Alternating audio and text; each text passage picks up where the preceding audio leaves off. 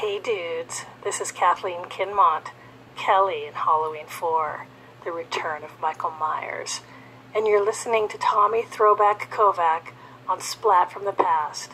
It's always good for a laugh. Hey dudes, welcome to Splat from the Past, the only 80s themed horror and sci-fi show where things could get totally radical. Now today, I will be welcoming back the gorgeous Kathleen Kinmont. She's coming back on for the 6th time, and finally, after many podcasts, she can finally talk and promote I Should Have Been Nicer to Quentin Tarantino, her lovely memoir, which I have read, and it is a great read. She divides everything into chapters, and she's got a lot of great wisdom and knowledge and anecdotes to put forth about her life and all the mistakes she made and how she persevered and triumphed. And I can't wait to talk about it, and I recommend getting a copy. I believe it's on her website. It is on her website. That's where I ordered it. I believe it's on Amazon too. So go on and get a copy of I Should Have Been Nicer to Quentin Tarantino. Now it's time to talk about it. So here is my new interview with Kathleen Kinmont. What's up, Kathleen? What's this? Tommy. How are you? I'm good. You sounded like you were sick there for a second or something. I'm sick? No. Really? Sounded like you were sick or you were just waking up or something. Hello. Welcome back, hon. How you doing? Thank you. I'm really good. Thank you. How are you? Going through an awful lot during this crazy time. Did you ever in your wildest dreams ever think that this would happen? No, none of us did. We never even considered it. I remember thinking back to when I would see different people wearing masks, usually from Asian countries, and thinking like, God, I wonder why they wear masks. It's so bizarre, you know? Yeah. And you'd see them once in a while at Disneyland or somewhere in the airport, you know, busy areas where we all wear masks now. Yeah. And it's quite interesting that, you know, this is where we're at. Yeah. That's a good point. It is. Yeah, that's a good point. I hadn't realized that about the Asian cultures and wearing the masks. We had that a lot in the Bay Area, I remember. Yeah, Wow. they knew something we didn't. Yeah. Which is really, by the way, it's something we all knew. I'm going to turn down this music a little bit. Yeah. The doctors wear them in surgery for a reason. Because it cuts down the germs being blown around where people have fresh open wounds, you know? Yeah. And keeps the germ warfare at a minimum. And it's like, okay, well, if you just look at it like that, well, of course, okay, you want to keep the germs down, everybody wear a mask. What's the big deal? We expect doctors to wear them all day long in a hospital. I mean, here's the thing. We don't know what we're dealing with still. I mean, we do know what we're dealing with, but we don't know the exact scope. We have an idea, and everything they've projected has pretty much come true. So why would we not just listen to it and be like lemmings and try and save this planet, starting with the people and the frontline workers, you know? Yeah. It's really about, taking the pressure off the frontline workers. It really comes down to that. It comes down to how much do you care about the people that are there ready to save your ass? Yeah.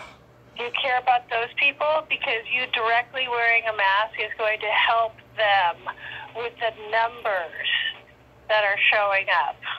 So if you care about the people that are there to save you, forget COVID. How about broken arms? Have a baby. You know, I cut my leg. Right. You know, I got shot. Whatever. Don't you want those people ready and when willing and able. My God. Yeah. It's just like to me. It's just asinine. Why would you be a wrench in the spokes during the most fucked up time of our experience on this planet in this lifetime? Why? Yeah. Why are you going to be a dick? I know. They're monsters. I like that dick. The dick word is really fabulous, isn't it? Because it's a word and it's also a name. It's music to my words when you say it, Kathleen. It is. It's music to your words. I love that. It's music to my ears. Oh, yeah. Oh, good. Okay. Well, we just kind of tell it like it is these days. Nobody has any time to mince, words and pussyfoot around anymore. No. Get it? Come on. No. Anyway, yeah. We're all going through a lot. We're all stressed to the gills. Everything came to a freaking screeching halt March, 3rd. And we've been dealing with it. And now it's like end of August. Yeah. And we are probably only 4 innings into a 9-inning game. That's a good analogy. Yeah. I don't know if this stuff is going to turn around in the election. That's what people are saying, that, we'll wait till the election to see how it is then. It's like, well, okay, people are still going to be sick. I don't know how sickness and getting viruses is going to change from the election, but it really has to do with how much they're going to lift stuff and, roll the crap dice. Mm-hmm. But let's talk about my book. Yes. So I'm really here. Yes. And you read it. Yes. I want to hear what you have to say. Okay, well, let me set this up first. Okay, your memoir is called "I Should Have Been Nicer to Quentin Tarantino," and it's a fascinating, fantastic book. I thoroughly enjoyed reading, all these layers of your journey so far. And when we did our first podcast in 2017, you mentioned that you were working on it, and I was curious to know, how long did it take overall to write? I came up with the germ of the idea January 2010 at the DGA Awards when I was there with Tanya McKiernan, who's Stephen Cannell's daughter. Yeah. She started off as a first AD on Renegade, maybe a second AD, maybe first AD, and she worked her way up to becoming a director. And she's one of the real wonderful, great, prominent female directors here in LA, and she flies all over the world to direct, but she does a lot of great episodic work. And she invited me to the DGA Awards 2010, and we had a great time. Catherine Bigelow was nominated for the Hurt Locker. She won. Quentin Tarantino was nominated for Inglourious Bastards. Right. James Cameron for Avatar. The guy for Precious, I can't remember his name. And one other dude, I can't remember. Yeah. But anyway, it was amazing. And, it's a DJs, so they milk it for all it's worth. And there's like a 5-minute trailer for each one of those big films, because that's the biggie for this. And, they had television and everybody. And while they were playing Quentin's trailer, I leaned over to Tanya, and I'm like, God, I'm going to write a book called "I Should Have Been Nicer to Quentin Tarantino." She's like, oh my God, that's so funny. You have to do it. And I go, what, write the book? She goes, no, you have to go tell him that before we leave. And I said, oh, wow. Well, if he doesn't win, I'll do it. Because if he wins, everyone's going to be like, fawning all over him. And, it's not the time to be like, hi, hey, So he didn't win, and so I made it down there, and you read the book, so you know why I've titled it this. And so he sees me, and he's like, oh my God, Kathleen, how's it going? I'm like, hi, Quentin, and I just want to tell you, congratulations on your life. on all the great movies you've been making. You're so amazing. I've decided I'm going to write a book called I Should Have Been Nicer to Quentin Tarantino. And his head snapped back, and he started laughing, and he thought that was so great. And I was like, Yeah. wow, maybe that is a great title for a book, and maybe I should write a book called that. And like, what does that book even mean, and why, and I know why, because it's like, if you could go back and do some things over again, what would they be? Right. And what would that, how would you do them differently from the lesson that you've already learned, given what you know now? So I was like really inspired by the whole concept of that. And what does that look like? And, I was just like doing a goof. And I really started thinking about it. And I guess what they call percolated on it for about a year and a half, just thinking about it and thinking, wow, it's a really funny title. It never left me. And I started writing. Wow. It took 10 years. It just became this thing where it was like, I didn't really want to write in chronological order because, I don't know, it wasn't as interesting to me. Not that there's anything wrong with that. I think that's great to write in chronological order. I'm just way more of a piecemeal person, I think. It was more like a Pulp Fiction. And I guess because he had done Pulp Fiction and that was so all over the place, but you were still able to follow it because they were like these little vignettes, these great little short stories and great little, that all came together because you were following the same people. Yeah. And I found the template from Khalil Gibran from his fabulous book, The Prophet. He wrote on so many brilliant topics that are just broken down into like, if you could just put the Bible into a Cuisinart and you could get cold pressed juice out of it, it would be Khalil Gibran's The Prophet. Because there's just so much information in the Bible, which is a fabulous book and very well read around the world, and I highly recommend it. I think it's great. People should read it, but it's a lot. So I just think that Khalil Gibran's take on just life and how to swim through it gracefully and do your best and be of just a running line of kindness and compassion going through everything that you touch in life. You're going to have a lot of peace. So, I've had a lot of experiences that didn't bring me peace.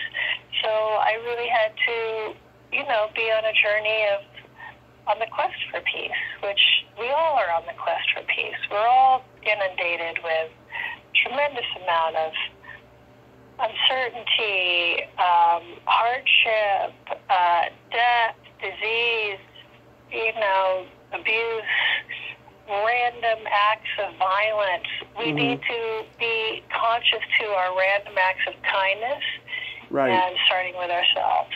So this became my quest, and like when you're kind to yourself, you're kind to others. You start taking the onus out of the mistakes that you've made and let them be your greatest lessons. Yeah, one particular thing I have to commend you on, Kathleen, that I was very impressed by, the fact that you had a very mature and empathetic approach to talking about Lorenzo and, the firing of renegades. I just think that is just so wonderful the way you articulated it without resorting to bitterness. I appreciate that more than you can possibly know, Tommy. It took a lot of higher thinking, higher writing, higher loving, and there's nothing really more unattractive than somebody who's just reeking of sour grapes. Yeah. And you can sense it when people are like, the way they talk about others. And if you really don't have something nice to say about somebody, don't say it. silence is way, way louder than saying something negative about someone. What it does is, I have found, is that you are bringing attention to somebody that really doesn't deserve it. And when you want to recover from those that have, done me wrong and been, Lorenzo and I have fortunately had enough communication and similar enthusiasm to keep something going. We both really cared about that show, and because we cared so much, it helped us get through our own stuff. And then, you kind of just have enough time, and the person's mature. If the other person's not mature and they're not growing, don't even bother. Move on. Move on. But I think that's a really good thing, is that the truth is, and I'm not trying to write about Lorenzo because he's a famous guy and we did the show together. Yeah. But he really is a decent human who is very, who doesn't carry and hold grudges either. Yeah. So why should I? Anyway, I just really want to make that clear too. It's not like I'm trying to write nice about him. I really do actually have a lot of respect for him, because he has always shown me that, to have peace in your life, you really need to start with yourself. And it starts with letting stuff go. The art of letting shit go is really, it's a fine. They should teach it in college. I got a master's in letting shit go. Yeah, I've interviewed my share of bitter actors, and I'll tell you, two in particular. I won't name them, but they both are living in Oregon, doing the Shakespeare Festival and what have you every year in theater.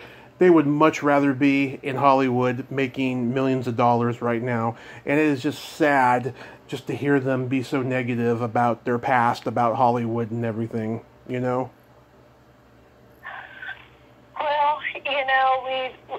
yeah, I agree. And I know people like that too. And it's just there's a reason why it's not happening then.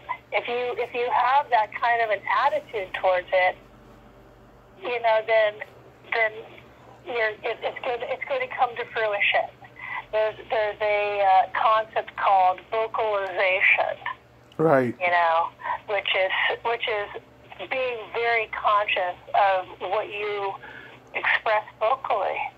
If you're going to constantly express disdain and lack and just be so harping on, the negatory of life, then that's what's going to produce for you. If you are vocalizing abundance and appreciation, gratitude, openness to what life has in store for you, because it's an exciting Christmas package that we get to open up every single day, or whatever, Hanukkah gift, or I don't care, birthday prize, or freaking random gift. That's what life is. Life is uncertain. It's like a surprise party every day. Exactly. You know what we're in charge of? Our response. Yeah, not our destiny. Response to that surprise party. Yeah, not our destiny. How well equipped are you to survive? How well equipped are you to say, yes, bring it. I've got the solution to those problems, whatever they are. We will find the solution together, or I will figure it out myself. Yep. That's the attitude. That's really, that's the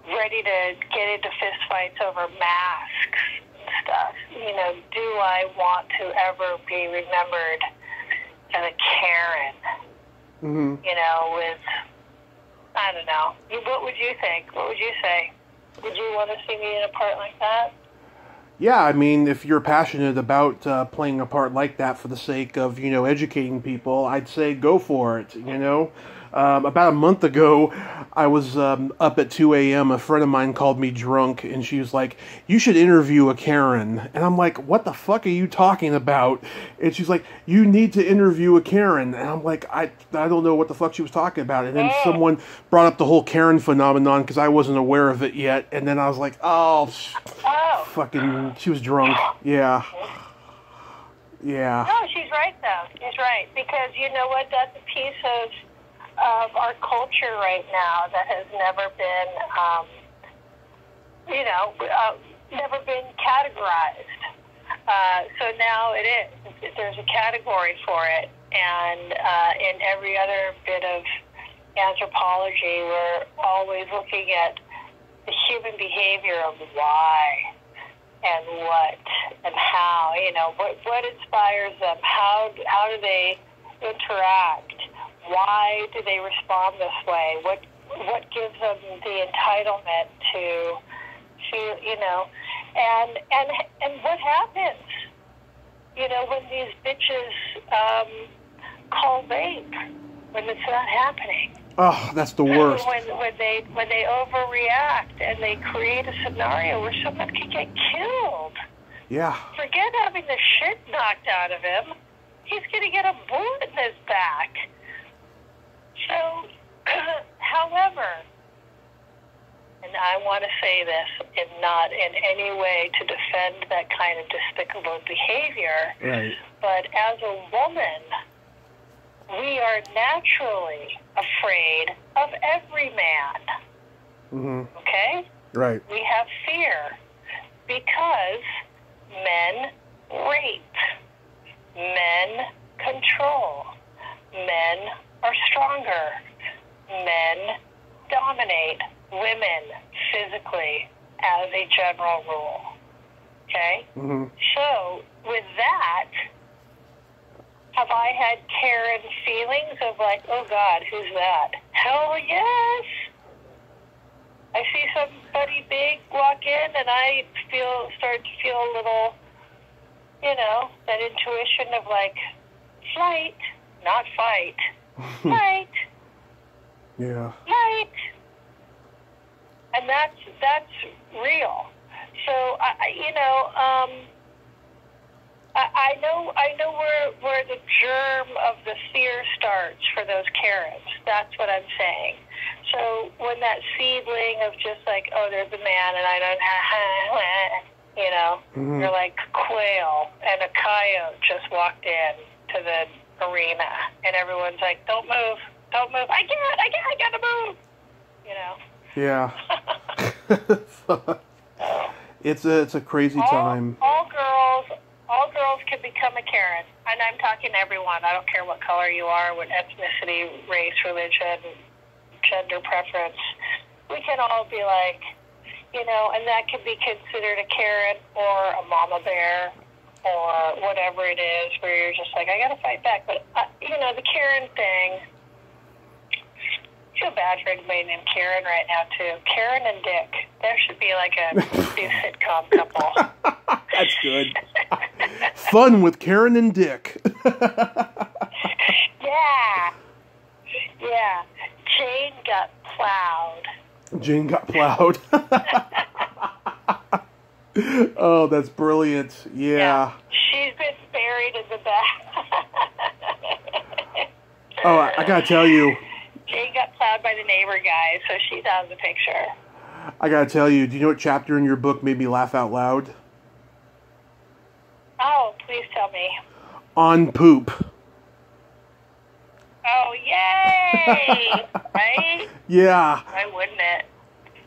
Oh my God. For the masses. That was great. Yeah. Oh, that's frickin' Jimmy, man. That Jimmy. And then you said that you said your first kiss was followed by a loud fart.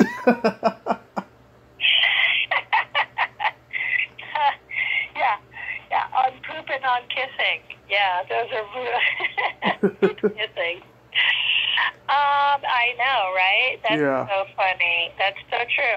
And you know, my dad read this book in like 4 days. Yeah. And I said, "Oh my God, Dad, I can't believe you read it in 4 days. That's so fast." And he's like, "It was really, really good writing." I'm like, "Well, thank you," because he reads a lot. Yeah. He's 93, oh. so you know he's read a lot of books.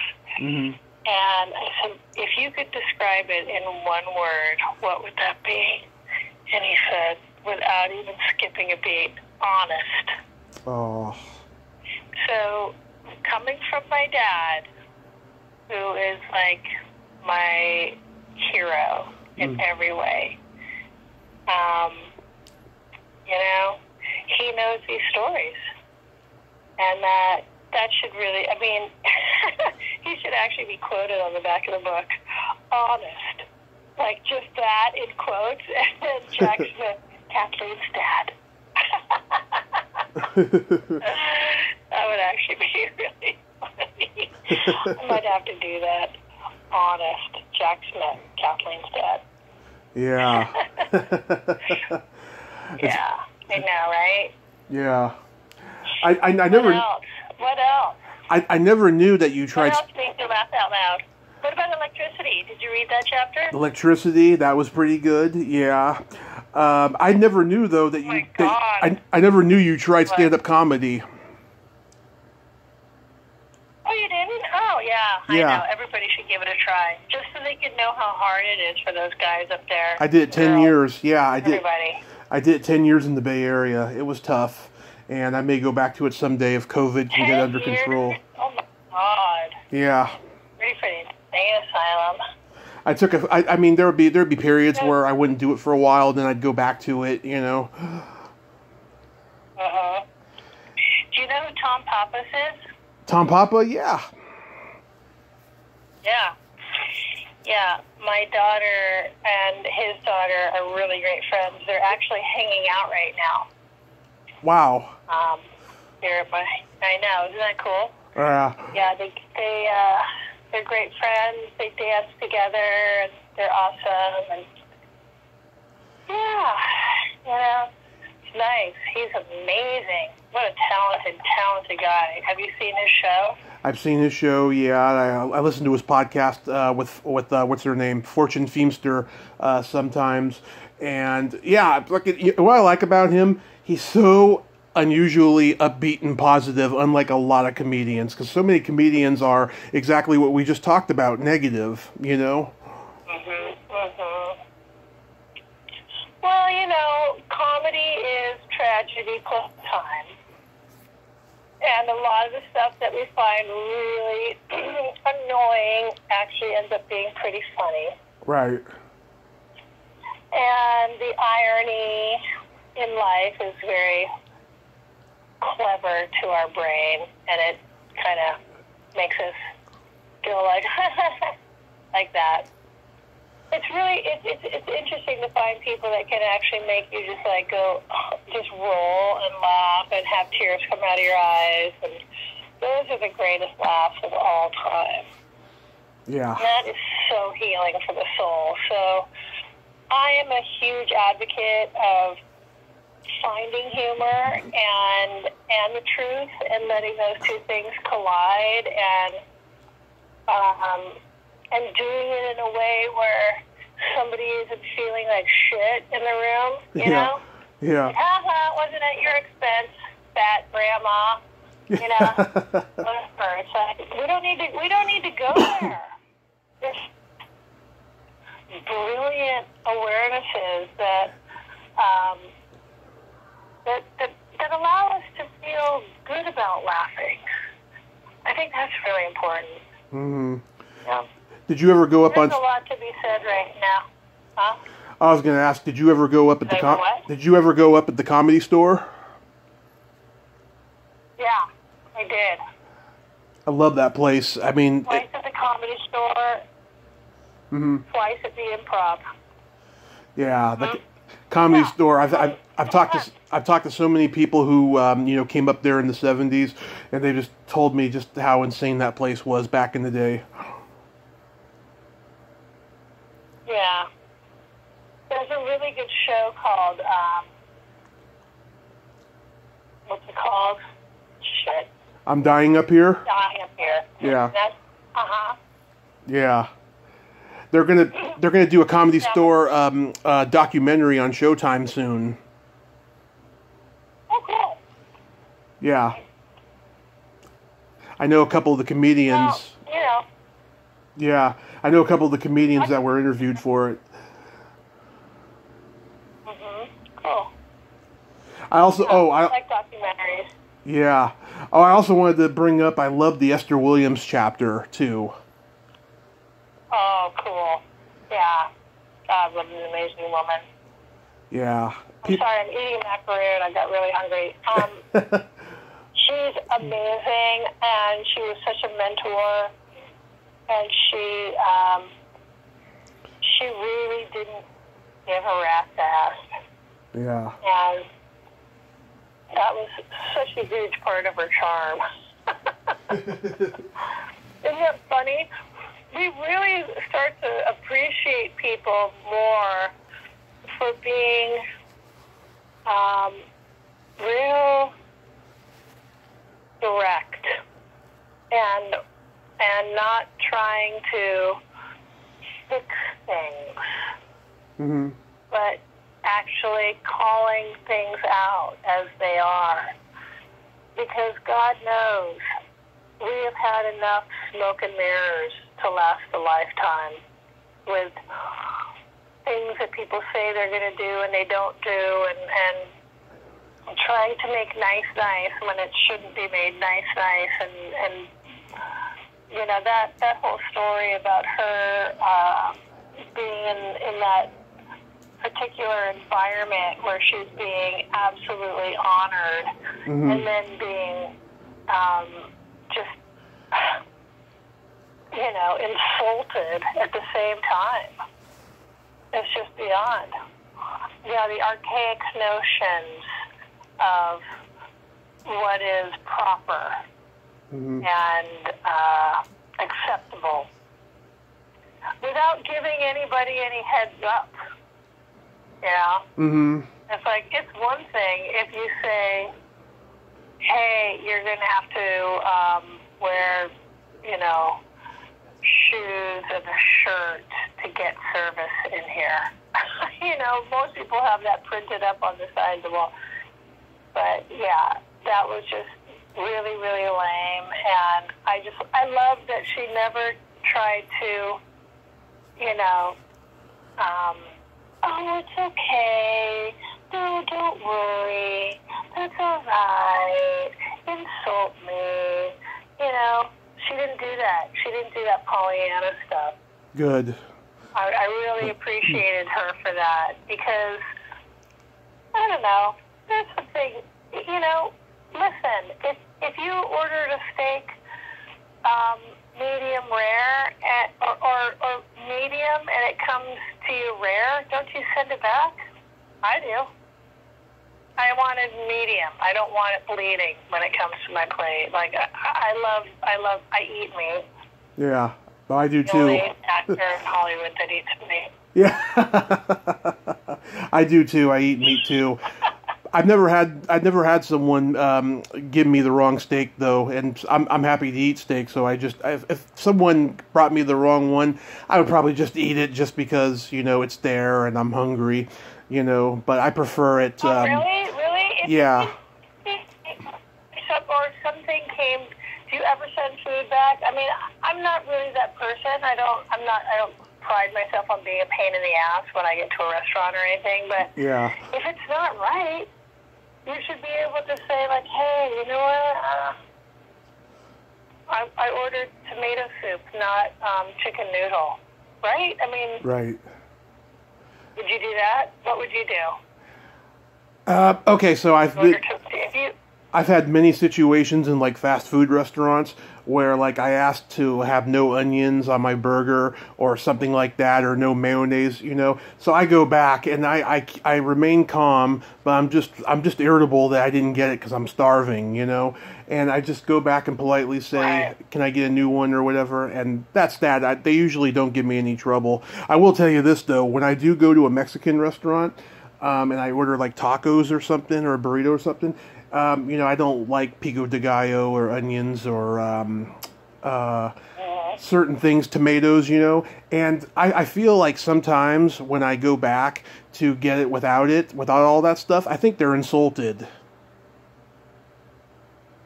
Well, they're probably wondering why you're at a Mexican restaurant and you don't like tomatoes or onions. Yeah, exactly. That is like the basis of everything. Exactly, That would be like going to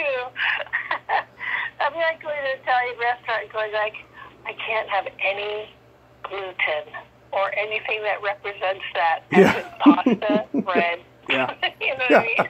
Yeah. Can I just have some salami on the side?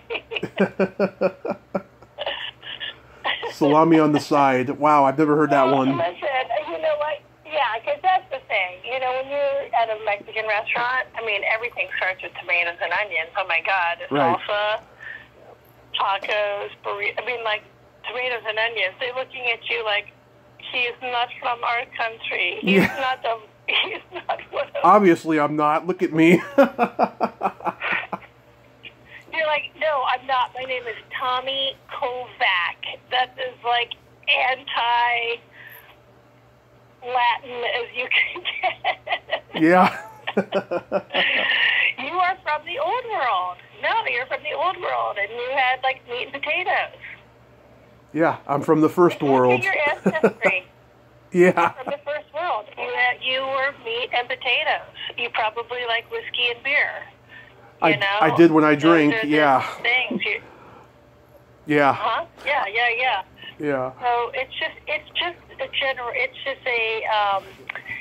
a ancestry thing. It is not anything to do with and taste buds. It's just like you weren't raised on hardcore, Chilenos. Chilenos is probably do you like chili? Do you like anything hot sauce? Or do you like spicy? I like it if it's mild spicy. Hot. Yeah. Yeah, mild. Yep. See, I got your number. See, now me, a Southern California girl who's bordering on... I'm not bordering on Mexico. I live in Mexico. I'm in Southern California. We're in Mexico. I'm not, we're visiting them. They're not visiting us. Right. And it is, I've actually got the greatest street tacos down the street. These guys must make, I swear to God, $30,000 a month cash. They have to be making $1,000 a day cash. Yeah. Honestly. Anyway, God love them. Good. But they've got people lined around the corner for their street tacos, which are, amazing. They've got like that great big slab, it's like layers of meat that they just slice off on that big skewer thing. Oh, sounds good. Outside, and it's beyond. And they've got all the stuff. Anyway, I crave spicy. Like, spicy is my jam. Although I'm Norwegian and very Slavic, British, Irish, Welsh descent. So, I'm from that world, but I grew up in Southern California. So I'm avocados and tomatoes and onions and cilantro all day long. Yeah. Wow. Throw a few tortilla chips at me, and I'll just be like in heaven.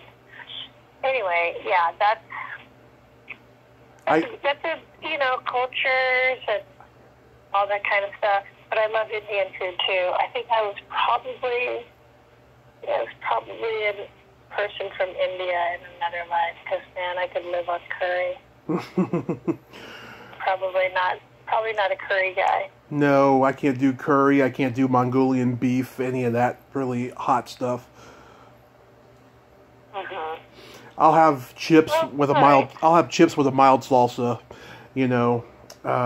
That's about as far as I go. And buffalo wings. That's like the only spice I do. And then you have have like the ranch dressing to cool it all down. I cannot stand ranch dressing. Oh, really? Yeah. If I want like non buffalo wings, I'll get just like barbecue wings. That's all. Well, I don't know, but this conversation is making me really hungry. We should be at least sponsored by 17 different fast foods.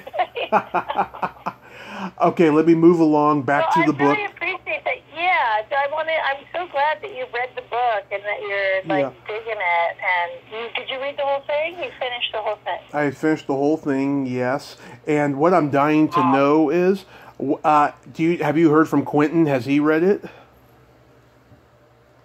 I haven't heard from him yet. I did give Danielle Harris a copy for Quentin. Mm-hmm. So I hope that she gets that to him. And I just did her little show. I don't want to say little show, but she's come up with this great premise to interview female scream queens. Mm-hmm. And as opposed to male scream queens. So she had me come in and we watched Bride of Reanimator together, which was very cool. I just interviewed Fabiana. You've never seen it? Oh, Fabiana. Yeah, I just interviewed her. That's fabulous. How was that? It was great. I don't think she was. She didn't do research on me. She didn't know I was going to bring up this movie, that movie, so much. But she was very nice. And when we talked about Bride of Reanimator, she said lovely things about you and said that she felt really bad that you had to go through all that with the makeup and stuff. Oh, that's sweet. Yeah, she's a sweet, sweet lady, and I hope I get to work with her again one day. Hey, Dad, welcome back. Oh, your dad's home? He's gone forever. Yeah, he just got home. Oh. How'd it go?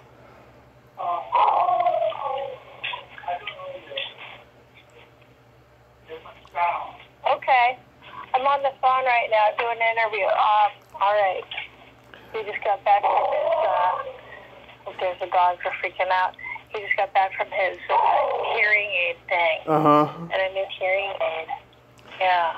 Yeah, and back in March, I just wanted to bring up really quick. Back in March, I finally got to talk to Cameron Dye.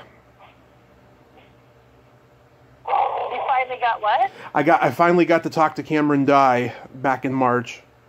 Oh, that's awesome! Oh, wonderful! How was that? Oh, he was great. He gave me so much, and he was in traffic. He was like in an LA traffic jam the whole way, and we had a nice talk. I asked him about Fraternity Vacation, and he told me so much crazy stuff happened. He says, like, what happened on that set stays on that set. That's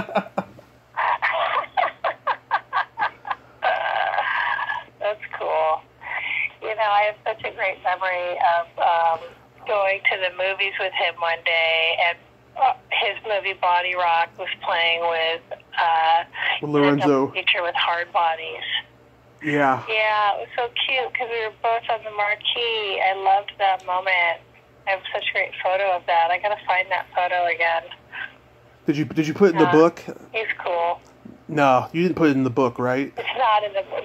No, it's not in the book. No. No, I didn't mention Fraternity Vacation.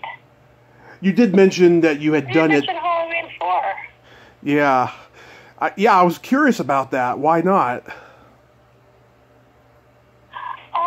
Because I've done so many conventions, and I did the DVD, the 20-year reunion, and I just feel like I've spoke about it enough. Yeah. I didn't, and I've done a lot of different signings with all those cast members and everything. I feel like I really traveled that. I just wanted to give more attention to other things. Mm-hmm. I felt like Halloween has been done. Yeah. It's been really done. I'm happy to continue to talk about it, but, it's like there were other things, that were more I don't know, just hadn't already been investigated. You know, Bride of Reanimator, I haven't really done a whole lot of, done a couple conventions. Like last year I did this convention with Bruce and Jeffrey, and Barbara was there too, and that was a great reunion. So it just feels like, you know, that was such a huge role. Just, you know, to take on that kind of thing. And, you know, it was a moment in time, just like everything else. It doesn't need to, you know.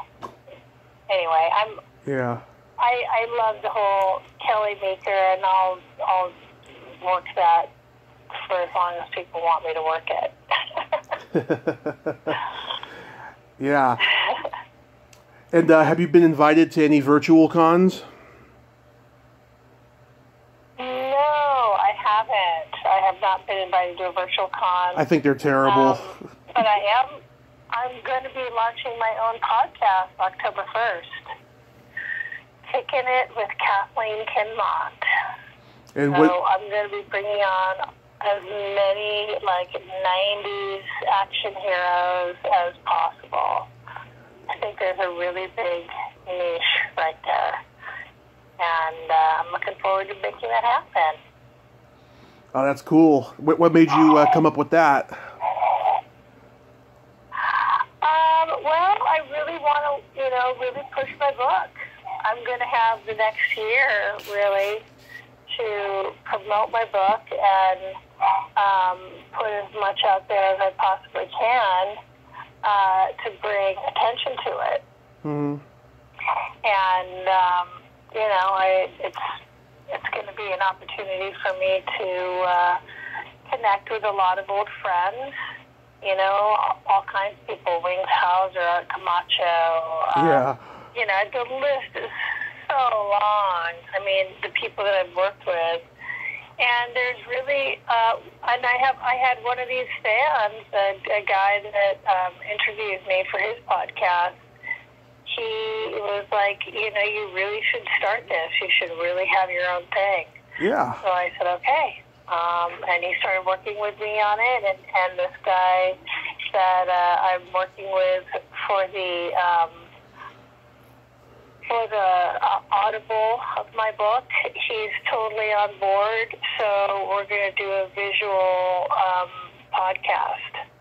Nice. And something like that. Do something. I think. Yeah, because now's the time too. And I've been wanting to do this for a while as well. Oh, you're great at it. You know, you've been on here 6 times by now, and you've got a lot of great stories. You know, I think everybody should do a podcast. Everybody. Everyone should have a cooking show and a podcast. Well, I don't know about cooking show, but get up and do stand-up. Yeah. And everyone should be a crew member. A crew member. Everybody should be a crew member. On somebody else's show. An extra. Or every actor, really. Yeah, so you can understand the actual nuts and bolts of what it takes to get this shit done.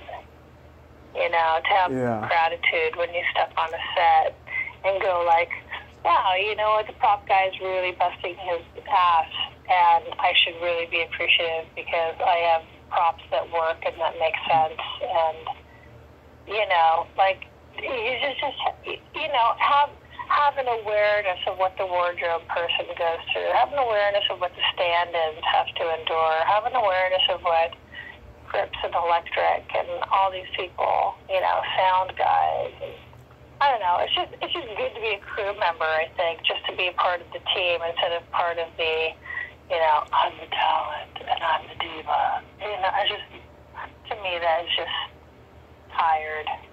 And there's, you know, of course, there's going to be a few that can get away with it because they've got the careers that can warrant that kind of behavior. But I don't know. I just think that as kids that are coming into the business or whatever, I think it's really good to understand the other side, you know, because that's your audience when you're on a set, is your crew. Mm-hmm. That's your audience. That's your direct audience. And they didn't buy a ticket. They're there getting paid, they're not there to be entertained by you, but if you can really win the respect of your crew and have their attention and have them come up to you and be like, wow, that was really good, and get that kind of support is, I don't know, I think that's just really valid for a film actor. Obviously, stage actors, it's a different thing, and you're working off a real audience, and that's great. But these days, I don't know when that's going to happen again for a while. Yeah. Anyway, I've done both sides, and I think that it served me well. Yeah. How did of the money involved. Yeah. How did your kids' book Magic and Beauty do? I'm selling. It's doing fine. I really, I need to be on a morning show. I need to be on the Howard Stern show. I need to be on some kind of show that's going to reach the masses. And, Kelly Clarkson, Hoda, somehow I need to get reviewed by these people. And we'll see. We'll see how that's going to happen. I just have to keep persevering. Yep. But, these are little stepping stones, and I really appreciate your support, Tommy. I really appreciate you, being there and buying a book and being a part of this. And, we've been friends for a while now, and I really appreciate it, so thank you. Of course, Kathleen. I adore you. You're a very rare breed of actresses out there who has everything and can be as humble as you are. Well, I feel like I'm doing a tremendous amount of self-promotion right now, so I appreciate the humble comment. It's like, look at me, look at me, look at me. Hey, Johnny. That's what you gotta do. You gotta promote yourself. Yeah, totally. Well, thank you, and thank you again for reaching out and reading the book and doing everything that you do. Tommy, I really appreciate it. Of course, my pleasure. And we will connect soon. I'll let you know when I'm launching this podcast. I will give you a shout. Yes, please do so, and feel free to share, on your Instagram and Facebook. And by the way, I sent you a friend request. Oh, okay. Yes, I will accept, for sure. Awesome. So the books, Magic and Beauty, and I Should Have Been Nicer to Quentin Tarantino, are available on your website and Amazon.com, correct? Correct, and the website is KathleenKinmont.com. And, please buy the books from my website. That would be great. Okay. Stay safe, Kathleen. Thank you, Tommy. You too. It was great talking to you. You too. Love you. Bye-bye. Bye. Thanks. Bye-bye. Well, there you have it. Kathleen Kinmont. Ain't she a sweetheart? I love Kathleen so much. What a great lady. Check out her book, I Should Have Been Nicer to Quentin Tarantino. I can't say that enough. It's a wonderful, wonderful book. If you like this video, everyone, please subscribe to my YouTube channel. Add me as a friend on Facebook. Join my Tommy Kovac comedian page on Facebook. Follow me on Twitter and Instagram and all that fun stuff. Well, that's all the time we have this week on Splat from the Past. Until next time, this is Tommy Throwback Kovac saying, there's no shame in living in the past, because the present sucks. Later, dudes.